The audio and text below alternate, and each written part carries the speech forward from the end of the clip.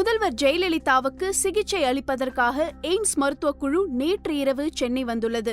நேற்று முழுவதும் முதல்வர் உடல்நிலையில் சில மாற்றங்கள் ஏற்பட்டதால் எய்ம்ஸ் மருத்துவ குழு சிகிச்சை அளிக்க வந்துள்ளது என்கின்றனர் மருத்துவமனை வட்டாரத்தில். தமிழக முதல்வர் ஜெயலலிதா கடந்த 15 நாட்களாக அப்பல்லோ மருத்துவமனையில் சிகிச்சை பெற்று வருகிறார். நுரையீரல் தொற்றின் காரணமாக மூச்சு திணறல் உட்பட பல்வேறு சிரமங்களுக்கு ஆளானார். தற்போது செயற்கை சுவாச கருவியின் உதவியுடன் அவருக்கு சிகிச்சை அளிக்கப்பட்டு வருகிறது. கடந்த 30ஆம் தேதி லண்டனில் இருந்து வந்த சிறப்பு மருத்துவரான ரிச்சர்ட் நுரையீரல் தொற்றை சரி செய்வதற்கான சிகிச்சையில் இறங்கினார். லண்டனில் நடைபெறும் மருத்துவ மாநாட்டுக்கு அவர் சென்று விட்டதால் அவர் சார்பாக இன்னொரு வெளிநாட்டு மருத்துவர் மருத்துவமனையில் சிகிச்சைகளை அளித்து வருகிறார். இந்நிலையில் நேற்று டெல்லி எய்ம்ஸ் மருத்துவமனையில் இருந்து 3 பேர் கொண்ட மருத்துவ குழு அப்பல்லோ வந்துள்ளது. முதல்வர் ஜெயலலிதாவுக்கு அளிக்கப்படும் தொடர் சிகிச்சையின் விளைவாக சில பின்விளைவுகள் ஏற்பட்டுள்ளது. நேற்று காலையிலிருந்தே மருத்துவர்கள் பதற்றமாக இருந்தனர். இதையடுத்தே டெல்லி எய்ம்ஸ் மருத்துவர்களின் உதவியை நாடியது அப்பல்லோ என்று விவரித்தார் கார்டன் ஊழியர் ஒருவர். அத்துடன் செயற்கை சுவாச கருவி மூலம்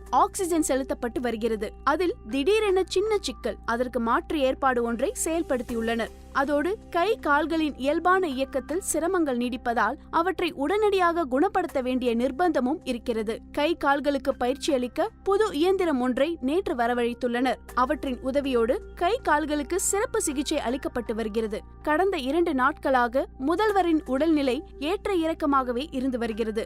ரிச்சர்டின் மருத்துவ ஆலோசனை மிக முக்கியமானதாக இருந்தாலும் உடல் உறுப்பு செயல்பாடுகளுக்கு சிறப்பு நிபுணத்துவம் பெற்ற மருத்துவர்கள் தேவைப்பட்டார்கள். இதையடுத்தே டெல்லி எய்ம்ஸில் இருந்து மருத்துவர்களை வரவழைத்தது அப்பல்லோ. இந்த குழுவில் நுரையீரல் சிகிச்சை மருத்துவர் கில்னானி, டாக்டர் அஞ்சன் திரிகா, இதய நோய் சிகிச்சை வல்லுநரும் முன்னாள் பிரதமர் மன்மோகன் சிங்கின் மருத்துவருமான நிதிஷ் நாயக் உள்ளிட்ட 3 பேர் இந்த குழுவில் இடம்பெற்றுள்ளனர்.